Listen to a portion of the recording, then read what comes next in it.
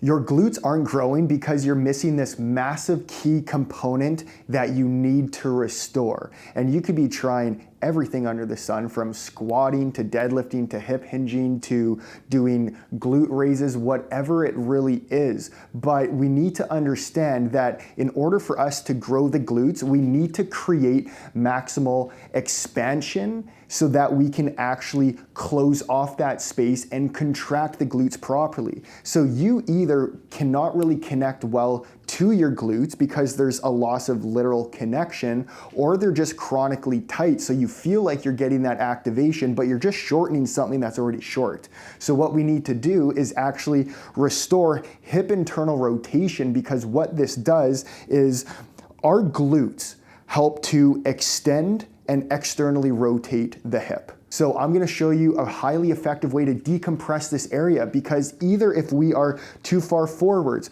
or stuck in a sway back, there's gonna be a loss of a connection within our glutes, and that's why you're here. You need to grow them. You've tried everything else. You've tried lifting heavy, lifting light, more reps, less reps, slow eccentric, slow concentric exercises, whatever it is, but they're not growing because we lost a connection of true hip internal rotation. So if you have only 5-10 degrees of hip internal rotation, then we need to decompress the posterior part of the hip socket, even into the side of the hip, getting into the glute medius, even into the TFL, so that we can perform these actions properly and restore a range of motion. And then I'm gonna show you how to do a really important exercise, which is something you probably do frequently, but we need these slight modifications, which are going to create more of a demand on internal rotation, so you feel a lengthening and a stretch of the glute so that you can access its full potential. So all you need is a rolled up towel to perform this first decompression exercise, and let's get started.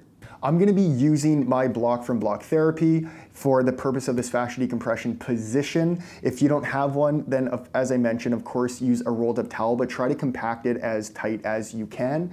So what we're doing here is we're wanting to locate this bone here, and we're gonna have the towel or the block, if you have one, just below. And we're gonna be searching from the TFL all the way to the side and even getting into the glute slightly here. And to get into this, you can choose either your right or your left side. If you notice that if you're testing out your hip internal rotation and you have a lack on your left side, or even if one glute is smaller than the other, double down on that side. So I have the block positioned just like this.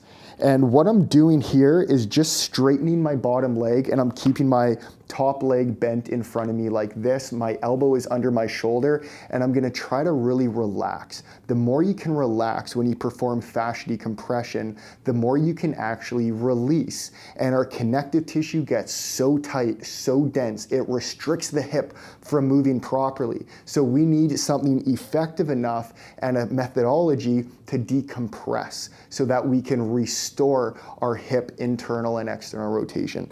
So once you've found this spot, you might feel a little bit of pain, and that's okay. And maybe it's just sensation or something that actually is starting to feel good. That's great. So let's connect to that breath. As you inhale, the belly and the rib cage should be expanding. As you exhale, everything should be getting smaller, and all I want you to think about is relaxing. As I mentioned, I'm redundant here. The more you relax, the more you're gonna get deeper into the layers of connective tissue and compression stored in this area. Once you've settled in and you wanna start searching, the slower you move, the deeper you get. So you might wanna start searching towards the front, but how is this gonna help with my hip internal rotation? Because it's all connected. Maybe your TFL is taking over too much. So we're gonna be working in the front here. You can spend a minute, 2 minutes, 3 minutes just in the front, and then you can move to the side, spend more time here, and eventually we're gonna be sliding more towards the front and working in more of that glute, and this feels fantastic. So you can be up like this, or you can bring your back so you're laying flat on your back, and then you're just in this arc position. I'll kind of show you how that looks like here. And then this is you getting up and out of that position to get deeper into this space.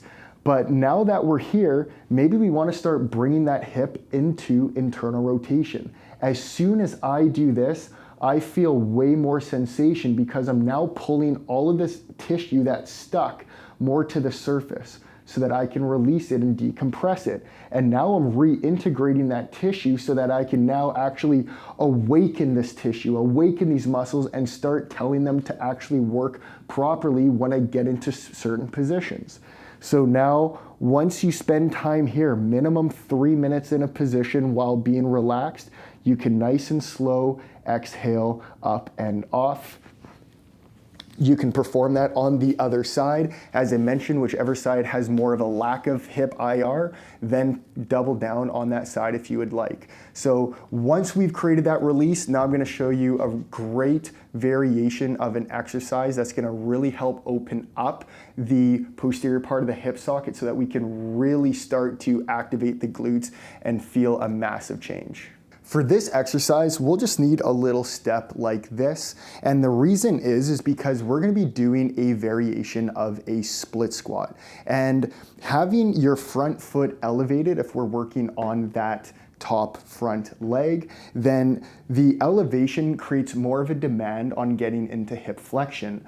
And when we're between 60 to 110 degrees of hip flexion, that's when our femur starts internally rotating, our hip starts moving into internal rotation. And that's what we need to open up the back part of the glute so that we can maximize the expansion and the contraction of the glute. Anything that's approximately this high. If you're taller, it can be higher up. If you're shorter, it can be a little bit lower towards the ground.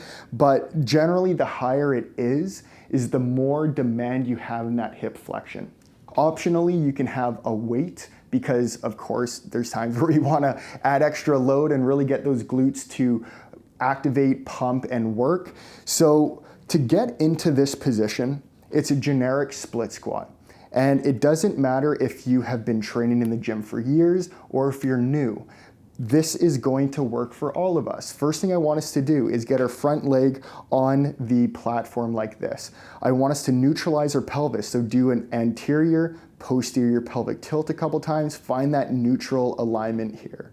And now, once we're like this, take a step back just like I have here.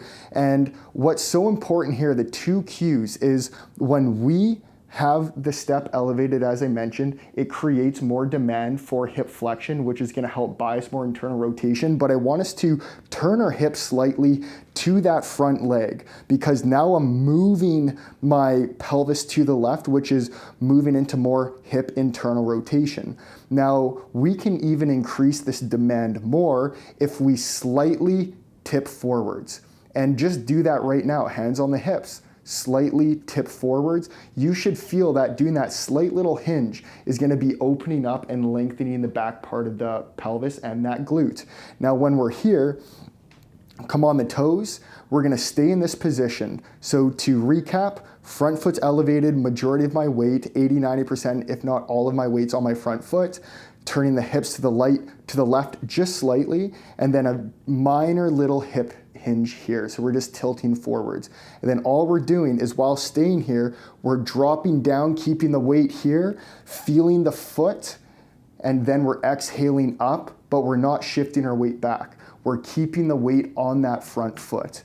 Now, because we're moving into more hip extension, which means more internal rotation, our foot needs to do the same thing. The foot needs to move into pronation and internal rotation.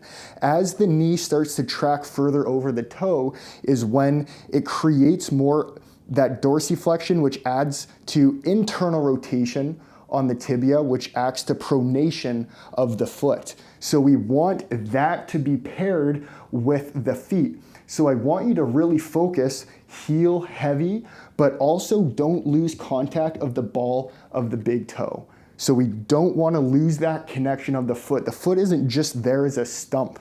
It's there as a full connection to our hip as well. So let's do one more like this, then I'm going to show the variation with the weight. Rotate slightly to the left. Weight is building on that heel, also feeling the ball of the big toe.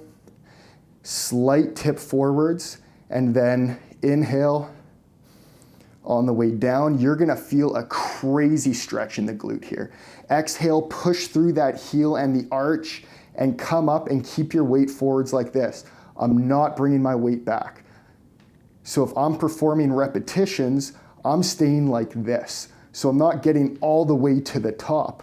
I'm not asking for that. For this, we're trying to open up that glute. So now if you're wanting to add a weight, I would recommend having it in the opposite side. The reason why is because we generally tend to turn away from the weight, turn away from the load. So if I am doing the same thing, and this is gonna increase more internal rotation demands, this is going to make me turn even more to that left and increase more internal rotation and expansion of the glute.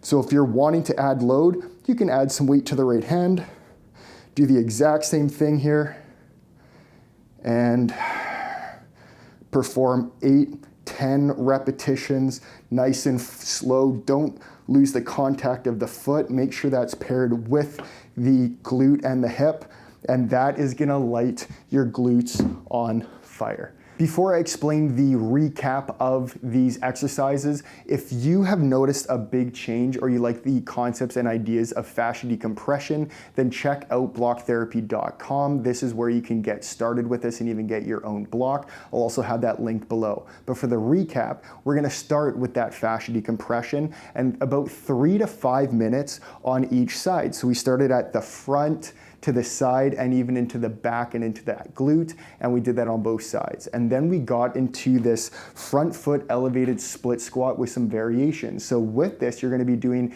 8 to 10 repetitions on each leg, about 2 to 3 sets. If there's a side that you notice your glutes a little bit smaller than the other, you can add in another set to that side, and that will help to create a little bit more symmetry. So if you like this video, give it a thumbs up, and I'll see you in the next one.